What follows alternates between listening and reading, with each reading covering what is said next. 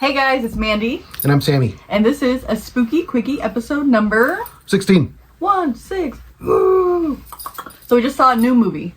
I know we were going to try to do older movies, but this one's kind of new. But it's fine. It's like a not in theaters kind of movie, or is it? Probably in some select theaters. Yeah, probably. And it's called SCREAMBOAT. SCREAMBOAT, based off of Steamboat Willie, for all you Disney people. Yeah, SCREAMBOAT got some popularity because David Howard Thornton is in it. And if you don't know who he is, if you like horror, you have to know. But he's the Terrifier. He's Art the Clown. That's him. And he also played, wait, was he the Grinch? Well, yeah, we'll get to that. Okay. But SCREAMBOAT came out in April of 2025. Might have been in select theaters, but it's directed by Stephen LaMorte. Stephen LaMorte also directed The Mean One, who's based on the Grinch. And that came out in 2022. I love that one. I don't know if you saw that one. No, I didn't see it. Me and my kid watched that one. He made me, and I was like, it's really like, it's bad good, you know? But again, yeah, this movie stars David Howard Thornton. He plays Steamboat Willie. And it's based on Steamboat Willie, Walt Disney's, obviously. I don't know if you want to read the kind of little synopsis here about what it's about. We have a short little description. We watched it recently, so I haven't had a second chance to watch it, which I usually pick up my detailed stuff. So what's the little synopsis? The story's about a late-night ferry ride in New York where commuters and deckhands and all unusual passengers are attacked by a murderous and mischievous mouse who is mean, tiny, loves getting up to no good. Steamboat Willie's backstory is that he was pure and kind before mankind neglect left him corrupted and homicidal. Mankind. And I kind of like that because it's kind of a little stab in the, a dig at Disney. There's some things I like about Disney, I will say. I love Mickey Mouse. I just like the way he looks. I've always loved Mickey Mouse. But I do think that Walt Disney he was not a good person, most likely. From what we hear, we don't really know, but... Well, obviously we didn't know him, but he stole a lot of stuff, but... most people have. That made it big that we know.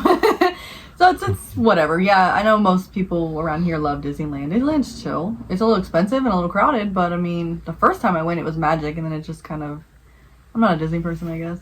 Yeah, I'm really not either. We're not going to make this about Disney. No. But I'm not trying to knock on Disney either. They make some cool shit, but it kind of explains what SCREAMBOAT is. It's just kind of almost like a metaphor for, like, there's, like, twisted backstories and bad stuff, too. You know, it's not all sunshine and rainbows. But I will say, the first thing that stood out to me was seeing David Howard Thornton in the makeup. I really liked the makeup they did. And it was funny. Like, I don't know, it's cute, but silly and spooky. Mm-hmm. Yeah. Yeah, the costume was great. And we actually got a chance to see the costume at Monsterpalooza. The director, Stephen LaMorte, he had a booth. Mm-hmm. And he's like, oh, hey guys, this is the actual costume that was worn by David in the movie. Yeah. And he was like, did y'all like that movie? I was like, I haven't seen it. I didn't see it yet. But I was like, I did see the Mean One. He's like, I directed it. I was like, oh, that's you. So he was chill. It was cool. Yeah, he seemed like a cool guy.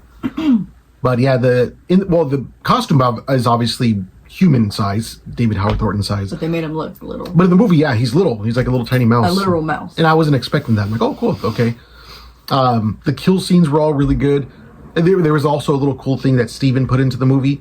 So there's 5 friends. They're all kind of dressed in dresses. Girls. And they look a little kind of over the top. Then you realize, oh, they're kind of based on Disney princesses. Mm-hmm. So, for example, one of the friends' name was Cindy, which is based off Cinderella. There was Bella, based off of Belle. There's Jazzy, who's inspired by Jasmine. Ariana, who's inspired by Ariel. And Rory, who's inspired by Aurora. So I thought that was pretty cool. Yeah. And then they dressed up like him. You could tell if you're a Disney person and you watch any of those growing up, you're going to be like, yep, that's her. And they were just very like, oh my God, girl, oh yeah. You know, it's funny. It's silly. Yeah. It's a silly, fun movie. So yeah, some of the notable talking points I would say is that, yeah, again, the kill scenes were all really good. They were funny.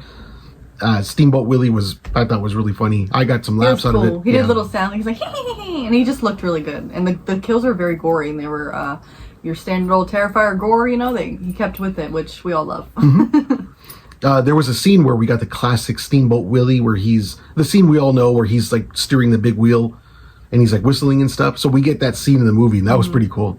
That was a cool thing to see. The ending I thought was pretty cool too. So we're a little bit after the credits, or what was it? No, it was right before the credits. Before the credits, okay. And you didn't catch this because I got up. I was like, I have to pee or something. And then he told me, he's like, did you see? I probably should have said we were going to spoil this movie. We're always spoiling movies. Get over it. Sorry.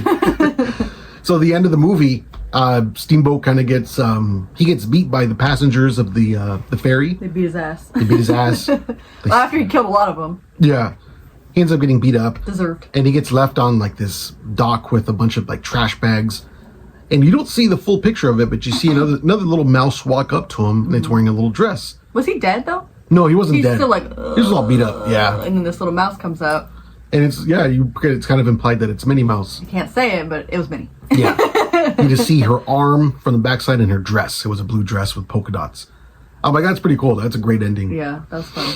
But yeah, I will say it's streaming now. We rented it on Amazon for like $10. We did 10. We should have probably waited, but yeah, maybe wait. But if you want to support, do your thing. Yeah. But I thought for cool. an independent film, it's man, it was really well done. It's funny. The filming is nice. It's clean. The cuts, the visuals, the cinematography of it looked real. You know, it looked good. He put some money into it. Yeah, definitely money. I guarantee you, we're gonna see a lot more of Stephen Lamorte. He has something I think that's good. Yeah, these are fun. I'm sure he has a lot of fun making them, and obviously him and David are buddies, so we'll probably continue seeing him together. Yeah, I'm sure he'll play another killer. I don't know what he has planned next. I didn't see anything, but I'm sure it's going to be good. And yes, that's cool that he jumped on that Steamboat Willie, because Steamboat Willie was in the public domain. It was in the public domain. Did it get taken out?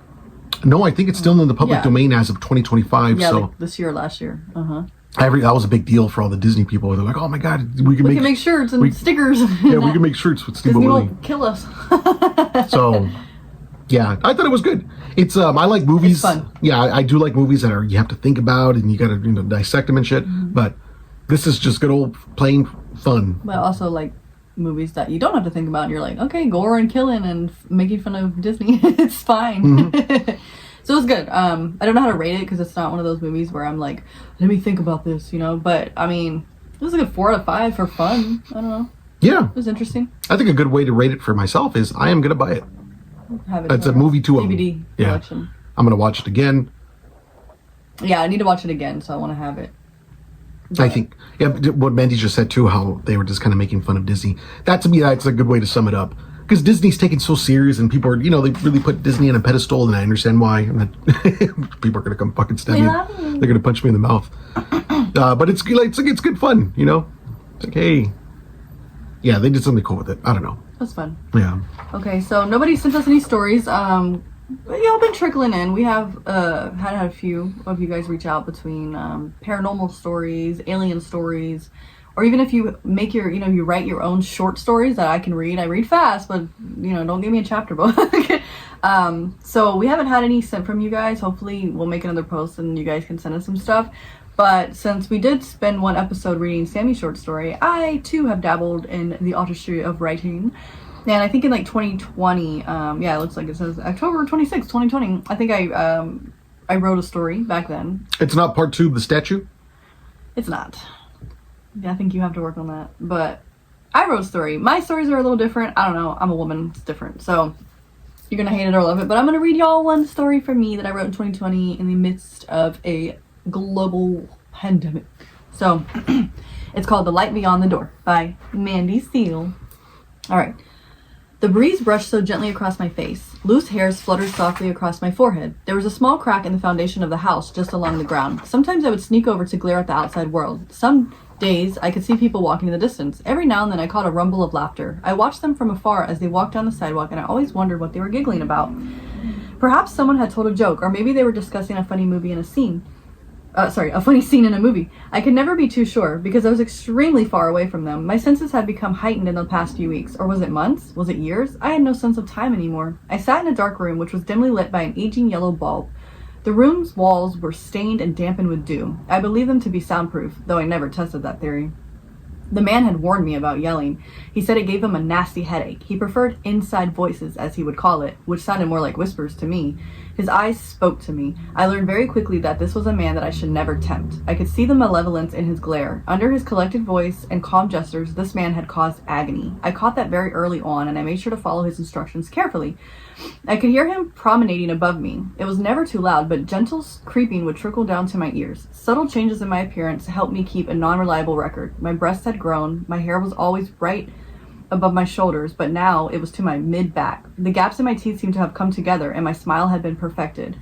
I was 12 when he grabbed me off the street. I was walking to school just as I do every day. This day, I noticed a small puppy running into the street. I was so worried that the little guy would get hit by a car, so I took initiative to try and grab him. I thought I could possibly walk him back to my home before class started. I checked both ways before crossing and began to pursue him. Just as I was within 10 feet of the puppy, an old station wagon with wood grain doors came up behind me and slammed on its brakes. As I started to turn around towards the car, I remember hearing a screech. I felt a strong hand grab me from behind. My mouth was covered with some sort of cloth. The next thing I remembered was waking up in a dark and dirty cell. I was always sort of quiet and shy. I didn't talk much. I enjoyed doing my schoolwork, and I didn't have many friends. I kept myself busy with projects and crafts. I'm what you would call a loner. Being a loner never bugged me, though. I seem to be the perfect candidate for a kidnapping because I'm not much of a fighter. I fear attention, and I'm not one to cause a scene. I stay hopeful. Each day I wake up thinking today just might be the day you feel the grass between your toes again. I believe that's what kept me so tenacious during the duration of my time here. I'd often wonder how much worse it could be. He could be starving me or beating me, but I was always fed and never hit with his fist or any other objects. I had to be grateful for that aspect, but he did cause me pain. I remember my first night in this place. I woke up alone and cold. My pants were gone and I only had underwear and a thin white undershirt. There was a raggedy blanket under me and a moldy pillow. I woke up shaking from fear or the cold, possibly both. I was never sure. I heard a loud creak. A beam of light shone in from an open wooden door right onto my face. The shimmer of light always made me feel comforted. I could never quite explain it. I couldn't see his face, but I could tell from the stature that it was a man. Large legs and quite the belly, short hair and silver rimmed glasses. I could never get a clear image of his face. I was always blinded by that pure and wholesome light. He closed the door and slowly walked over to me. He never spoke. I was frozen. My legs were locked in an upright position as I sat with my head between my knees. He grabbed my legs sternly and pulled them apart.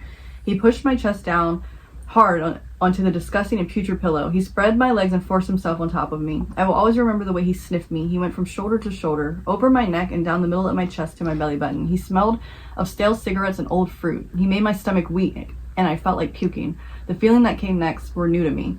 I'd overheard the girls at school talk about sex, but I don't believe any of them knew exactly what it was or what it consisted of. Once I felt him enter me, I knew immediately what was happening. Somehow my body and mind came together to teach me a lesson I had never learned before, a lesson that a girl my age was not supposed to learn. But here I was, never expressing a single flinch. When he was finished with me, he would get up and walk away without saying a word. I lay there for an hour, possibly two, without moving. I felt as if something had been taken from me. There was no point in seeking what was lost, because I knew it wasn't something to be returned. A part of me would forever be stolen. Eventually, I sat up and used the dirty blanket to wipe myself off down there. I had felt wetness and I knew I was bleeding. As traumatic as that incident was, I felt I remained strong. For the remainder of my time here, this continued to happen nightly. It became my routine, and if anything, it was oddly satisfying to know that nothing new was happening. Although today, I woke up feeling very strange. My head is foggy and I have this feeling I can't quite grasp.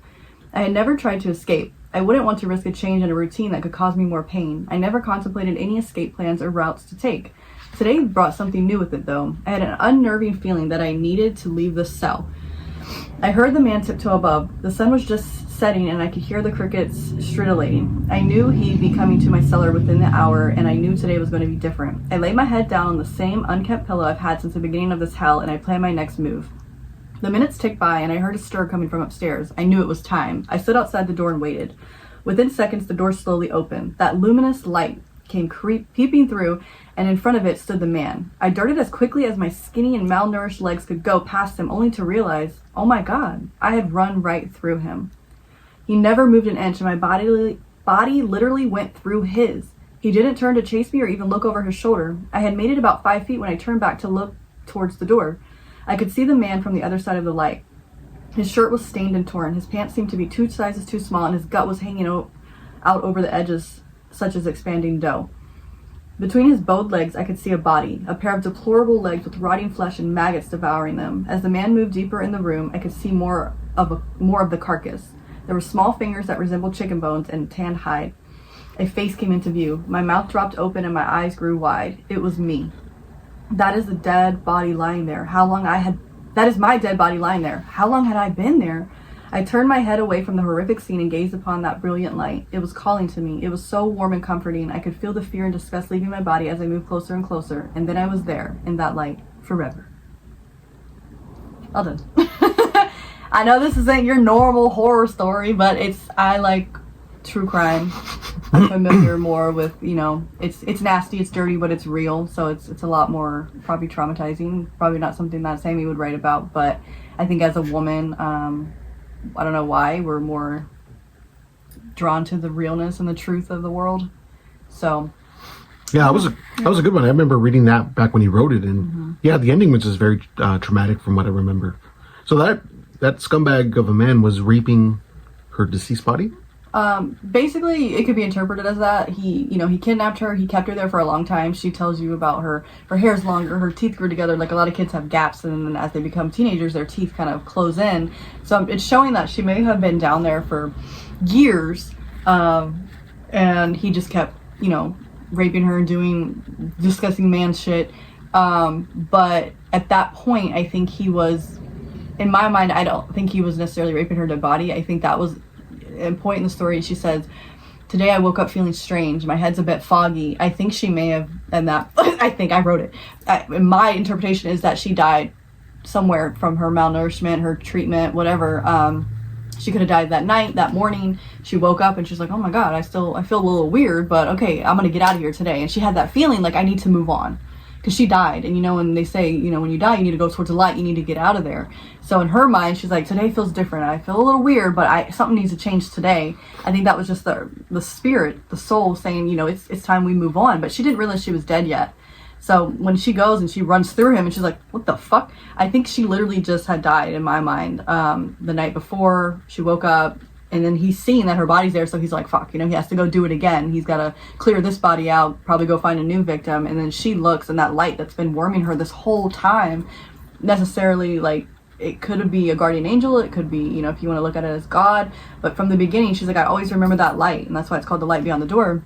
Because she always saw that light, and she's like, that's escape, that's exit. And you might interpret it as, oh, she's going to escape and exit and get free and get rid of him, and they're going to take him to jail. But her escape particularly was death. And that light kind of foreshadowed, like, she's like, oh, something about that light. Even though these torturous things were happening to me, seeing that light every day gave me hope. And then you find out when she did die, she goes right into that light, and that's moving on from this world to the next. Does it make sense like that? Yeah. I mean, you could say he was raping her dead body for some time, but if you read the context, it's like, I woke up feeling weird today. Something needs to change. I'm interpreting in my own writing from 5 years ago, is that she was like, I need to leave. I need to move on. How do I say, my unfinished business? What do I need to do? She didn't realize she's dead yet. And then she realizes, like, oh, I'm dead. Time to go into that warm light that gave me comfort and hope this whole time. Now I know why it was there. It was waiting for me, like I was waiting for it, kind of. Does that make sense? Mm-hmm. Yeah. That was good. I could really see that being a short film. Yeah. It's scary, but it's like there's a lot of stories. I think at that time I was really invested in the Natasha Kampusch. I can't say her last name because it was over in, I believe, Austria or somewhere. She was kidnapped when she was young and kept for many years, and then eventually he starts trusting her and lets her come out and like clean the van or something, and she sees he walks inside and she just hauls ass and she takes off, and she's saved. To this day she still talks about it. She's a grown woman, and he ended up killing himself right when she ran out, because he's like, shit, there's no way I'm getting out of this. I kept this girl that I kidnapped when she was a kid for so many years in my house, and now she ran away. So the guy ended up killing himself. And I remember following that story very closely, and like this is kind of a similar like inspiration almost. There's been other cases too, but that particular Natasha Kampusch, I believe is how you say her name. But, yeah, shit, that's wild. As a father of a daughter, man, that's scary. Yeah, it makes it more terrifying that it's based on real things that have happened or things that could happen. So I don't know. I find I'm drawn to those things a little bit more than just make believes horror, which I love as well. But this makes it all the scarier. That's a good one. Yeah. See a part 2. Maybe. See a prequel. I mean, maybe it could be like or he does it again, and maybe this time the girl will get away. That would probably be the best ending scenario. I like your ending better. Yeah. It's like it's open for interpretation, but it's like a shitty ending. But if she gets that peace, maybe that's what she needed to be out in the world. And yeah, from the beginning, I mean, yeah. If anybody wants to read through it, I'll send you a copy. I have it on my phone. I could just email it. If you want to dissect it a little bit more, it's pretty short. So yeah, I don't know. I was pretty proud of it. I thought it was something that I had a lot of interest in. And yeah. Cool. I was going to say too, another little micro scary story. I I edit the videos when we do the podcast, so I edit them on this program, and sometimes I watch through them, and I caught a little something on one of the most recent episodes. I'm going to put it right here in front of us. I screenshotted the clip, but it's we're talking about something, and something just kind of floats through the screen upwards. So you're gonna put the clip right here? Yeah, I'm gonna put the clip right Y'all there. might be looking at it right now. I don't know. Who knows what it is? You tell us. I mean, we clean a lot. We vacuum and dust. We're like OCD people with that, so I don't know. We have air purifiers. It's a very fast clip, but I'm gonna slow it down. But anyways, I thought that was interesting too. Mm-hmm. Something's with us, but we got some Halloween news. We have Halloween news. Oh, events that we're in. I was like, what news do we have? Last weekend we did the Lemon Festival, which was amazing. We love Little Shop of Hairdos. Go there if you want to get your hair done, and she's just spooky, cool little shop to go anyway. June 28th and 29th, we're both getting our own little booth at the Halloween Depot, and they will be having Roger Jackson and Heather Langenkamp, who are from two different things. Roger Jackson was Scream. Roger Jackson's the voice of Ghostface in all the Scream movies, and Heather Langenkamp is in Nightmare on Elm Street. Mm-hmm. So they're both going to be there 28th and 29th of June, and there'll be multiple vendors. There'll be us, the store itself, the Halloween Depot. It's in Southgate, I believe, or that area. We know people. Lucky Hellcat's going to be there. She's going to be there too? Okay. Yep, she's really cool. There's going to be some other people I don't even know, but y'all might know them. I'm sure we know them. Come out and support. We have lots of cool stuff, and the store itself has cool stuff. And then July 5th, I'm going to be over at Caffeinated Coffee, which is the cutest little horror shop. It's family owned. Like, the girl that owns it, her family's always there, and they're all so nice and amazing, and we like go in there just to go. And then now I'm actually going to do an event there, which is even more exciting. It's a cool little alleyway. She's going to have other vendors and drinks. Her drinks are really fun and cool. Always supports all the spooky, crazy coffee shops, all of them. They're all good. Then July 10th, the 10th, Mandy and I are going to be vending at Angel City Brewery, that's in downtown LA, little Tokyo area. But our buddies that we met recently, they're doing a screening. They're going to be playing Scream Part 1. Night Frights LA and 2100 Films is their like film page. So the tickets are free, I believe, on Eventbrite. We'll probably put in the link. Message us, we'll link you. So the tickets are free. It's going to be cool. They're going to be showing Scream. They might have a special guest, which I'm not going to say. They'll announce it. Some things in progress that we're not sure yet, but there will be us there vending, and then there's going to be a preview of Scream and a screening of Scream, and then there's going to be brews because it's a damn cool brewery. Yeah. So come out for whatever. There's going to be a lot of people because either way, a lot of people go to that brewery. Yeah. Get your tickets fast because they're free, and they've already got like at least 300, I think. I think they're doing freebies. Yeah, trust these two brothers. They do some cool they're stuff. coming up. We believe in them a lot, and they're really cool people. So you should support the event and share it. And here's a kind of an unusual thing that we kind of don't do. July 26th, we're going to be doing a ghost hunt at Culture Vulture. It's a store in Burbank. Never been there. So we got invited by some really cool people called Creepy Crawly Company. And these two folks, I believe it's a husband and wife, really cool people. They're your brother and sister. Are you just saying stuff? No. You sure? Okay. These really cool people. They're ghost hunters. They have a cool YouTube channel that I subscribed to recently. Started watching some of their videos, and it's cool. They definitely have some proof, I'd say, in their videos.